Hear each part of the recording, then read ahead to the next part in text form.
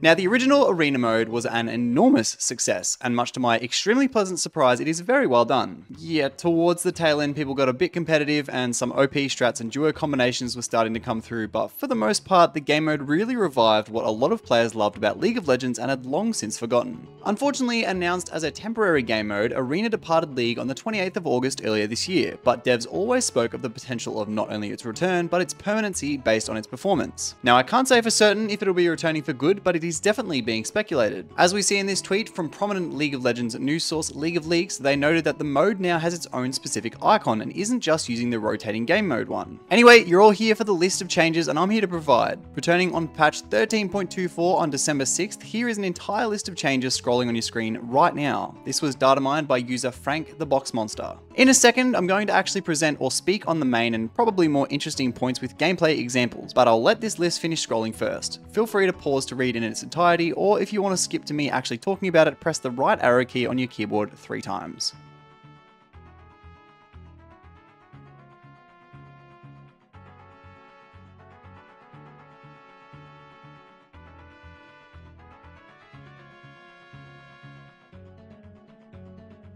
Wow, interactive video tech. Before we jump in, I just thought I'd let you guys know that Hexgates Store has just dropped the new Breakout capsules for £3.49. These capsules include 3 skins and a chance at the new Mythic Gacha skin, Breakout True Damage Echo, that is reportedly going to cost people up to 30 of these things in the past. And of course, I've got a discount for you guys. All the links you need are in the description below.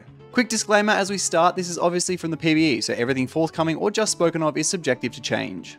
Jumping in, the most notable change is before you even load in, you can now queue in groups of 2, 3, 4, and also 8, essentially allowing you to have a private match with your friends, which honestly sounds like one of the funniest things you can do. Huge fan of this change, good stuff, Riot. Another huge addition is that you can now revive your teammates. Upon dying, your teammate will leave a blue circle after a short delay that you can stand on for 3 seconds to revive them. This obviously isn't instantaneous, but they do revive with limited HP, and it's also confirmed at the time of writing, Zhonya's will count towards a revive circle filling up, and also immunities like Kindred Ult, the Augment and ability, and Taric Ult also fill the circle up. I feel like tanks will also be strong with this new mechanic, because they can just stand in the circle and take ages to kill. There are some interactions here that feel maybe a bit too strong, so I'm sure Riot will keep an eye on this one. Next up are the Hexgates. On each map are permanent Hexgates that do exactly as Hexgates do, bringing a new level of strategy and map traversal. They can't immediately be followed either, and just like Summoner's Rift, Hexgates can be used to dodge abilities like Karth Assault. This also ties in perfectly with the next new mechanic, which is random end zones. In the first iteration, probably the biggest issue people had was just camping the end zone or employing a strategy around that kind of thing, so moving forth the end zones will be random, or maybe not random, but they'll spawn in like 5 to 10 different locations, but it definitely won't be spawning in the same place anymore, which further adds strength to the new Hexgates edition as well. Riot has also added in 60 new augments to help with champion diversity, because they stated in V1 there weren't quite enough, and eventually people found out the one distinct augment that was best and just ran with it every time. Now this decision will be a lot harder and actually more situational, essentially just giving you more options. The data mine list I shared before has most, if not all, of the new augments as well as their tiers, but I'll share a couple of my favorite new ones from each tier just to give you an idea of what we'll be looking at in the new augments. From the silver tier, we have Flashy. Your flash has 3 ammo and a 2-second cooldown, which is just like Zoe on steroids. Now, as a Riven player, I was very excited to hear about these next 3 augments. Bread and Butter, Bread and Jam, and Bread and Cheese, each of these respectively giving your Q, W, and E 150 ability haste. These 3 augments are obviously separate, and they're all in the gold tier.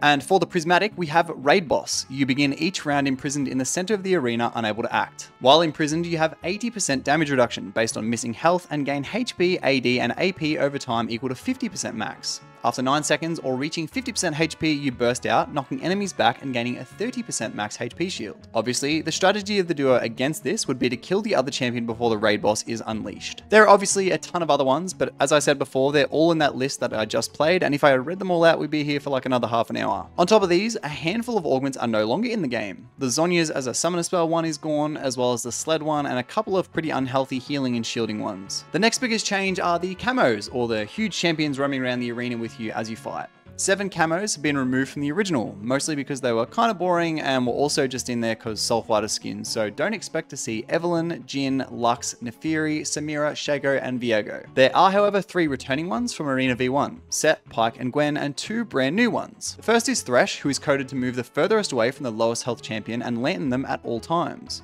If a player is down, Thresh will move to that player's revive circle and lantern their teammate to it. The next is Sylas, who will just give people a random ultimate. ultimate spellbook style that overrides your non-flash summoner spell, which you can get back after casting your new ultimate summoner spell. Riot themselves has also said they'll be monitoring the cameos and have plenty of ideas for other additions. And lastly, they have said there will still be only one queue with a ranking, which is kind of weird if you can have your own private 8-man lobby because you could just boost one another. Not that rank really matters in this, but anyway, they haven't shut off the idea that they could introduce a for fun queue though. I have links to both the Riot page on these releases and the data mine in the description if you want to go read them yourself, but in the meantime, jump into PBE and have some fun. That does it for today. As always, subscribe if you found this video helpful and appreciate my content, and I'll see you guys in the next video.